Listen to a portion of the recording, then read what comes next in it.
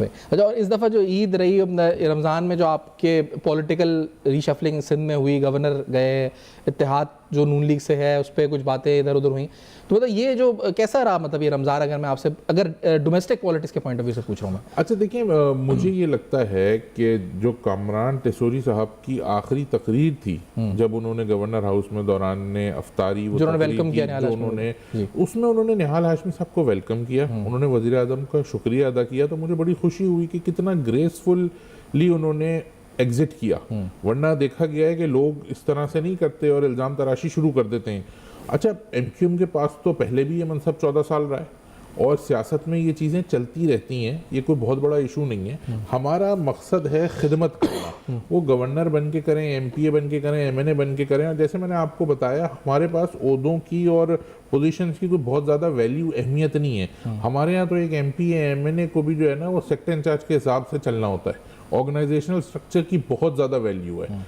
तो अगर हमारे पास कोई, हम जब बनते हैं तो हम अपने इस्तीफे पहले पार्टी को जमा कराते हैं और उसी वक्त तैयार रहते हैं कि कभी भी हटाया जा सकता है। तो एमक्यूएम कोई ऐसी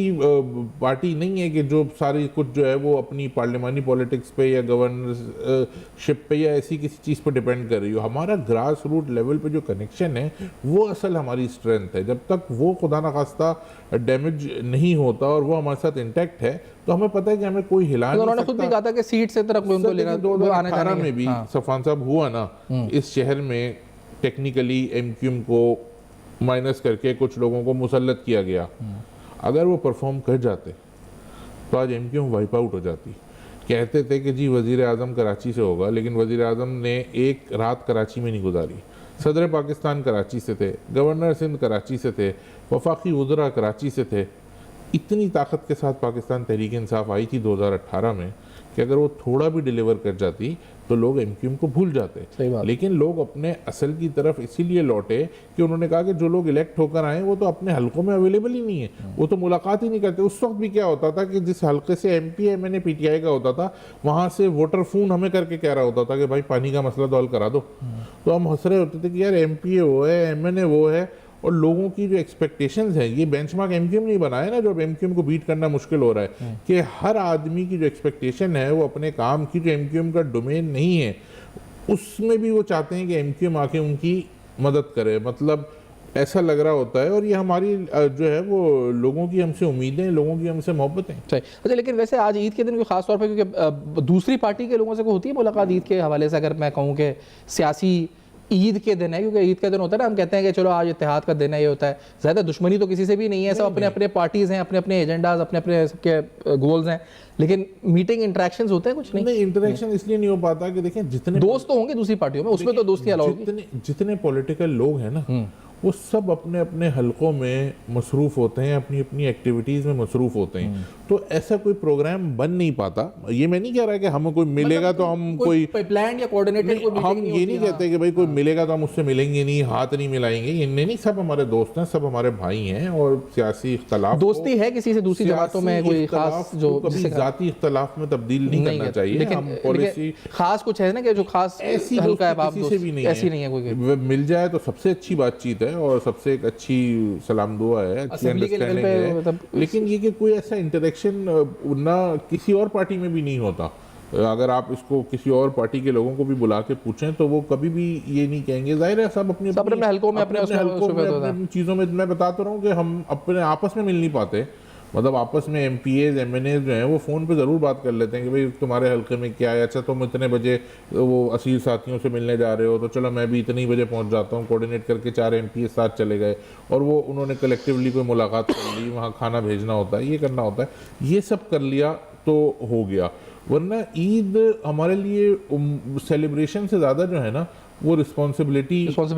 होती है, तो इसलिए उसमें टाइम नहीं मिल पाता। वैसे तो अच्छा, आज क्योंकि मैंने जैसे कहा ना कि ईद का दिन है, तो हमें एक तो जो ग्लोबली गज़ा, फिर जो ईरान में हुए वाक़यात, फिर जो जंगें चल रही हैं, तो अपने बच्चों के लिए कि ख़ास तौर से हम कहते हैं कम्युनिकेट करना है कि हमें मार्जिनलाइज कम्युनिटीज़ हों या ख़ास तौर पर जो अफेक्टेड है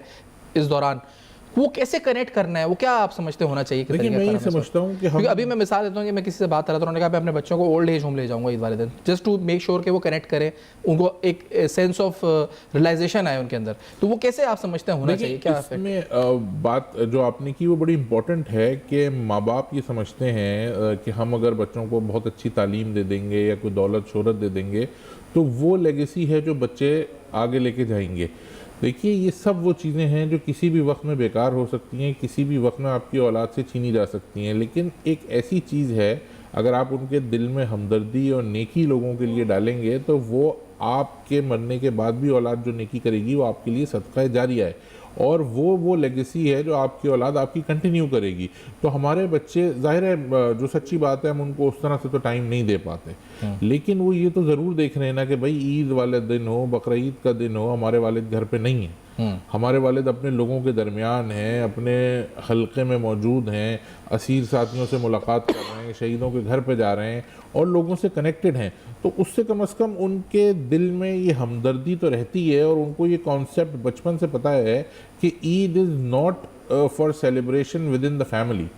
आपको एक बड़े सर्कल के साथ मिलना है, बड़े सर्कल के साथ मिलना है, और उन लोगों को ज़रूर याद रखना है जो किसी भी हवाले से थोड़े से डिप्राइव्ड हैं। कहीं उनको ये देखिए, जो बहुत ही ज़्यादा फाइनेंशियली स्टेबल लोग होते हैं ना, और जो बहुत ही ज़्यादा आप समझें कि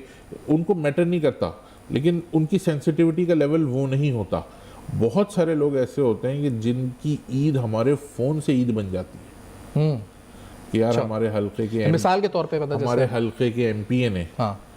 अब मैं आपको कॉल करूँ ईद मुबारक करूँ तो आपके पास तो आप शोज करते हैं सारे दिन, एमपीए एमएनए आते हैं, वो आपके लिए कोई ऐसी बात होगी ना आपके लिए, कोई ऐसी यादगार, बहुत सारे लोगों ने कोई ऐसा यादगार वाकया ईद पे, देखिए बहुत सारे सियासी कैरियर में बहुत सारे लोग हैं, बहुत सारे वाकयात हैं, और बहुत सारे हमारे पास तो पूरे, मैंने बताया ना, सेंट्रलाइज सिस्टम है, पूरी लिस्ट होती है जिसमें हमारे कोऑर्डिनेटर्स बराबर में बैठ के मुसलसल कॉल्स मिला के, हम गाड़ी में ट्रेवल कर रहे हैं तो हमारी बात करा रहे होते हैं लोगों से। अच्छा। तो बहुत सारे लोग ऐसे होते हैं जो ये एक्सपेक्ट भी नहीं करते कि भाई हमारे इलाके के एमपीए की, एमएनए की पर्सनली कॉल आएगी हमारी बेटी की शादी की मुबारकबाद देने के लिए, या हमारे घर में अगर कोई वलादत हुई है तो उसकी मुबारकबाद देने के लिए वो खुद आ जाएगा चल के। तो अब कई दफ़ा तो ऐसा होता है कि वो अपने घर में ले जाते हुए एम्बेरस होते हैं। अच्छा, हाँ, कि यार आप कहाँ, तो हम जाकर नहीं, आप हमारे वोटर हैं, जहाँ आप बैठेंगे वहाँ हम बैठेंगे।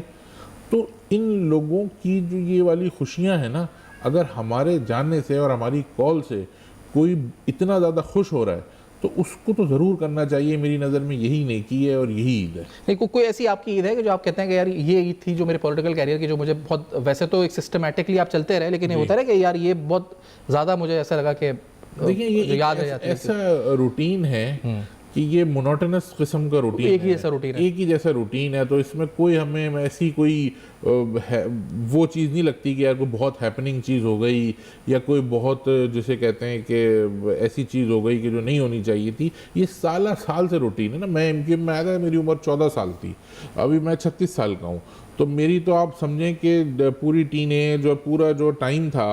जब लोग जो है वो हमारे साथ के लड़के जो थे वो बाकायदा ईद की जो पूरा तरीक़ेकार है, जिस तरह नौजवान गुजारते हैं, वो सारा कुछ कर रहे होते थे, तो हम तो उस वक्त भी अपने काम में लगे होते थे। तो हमारे लिए तो जो कॉन्सेप्ट है ईद का वो है ही ये कि भाई पता है कि भाई पूरे 3 दिन जो है वो हमने ये वाला काम करना है।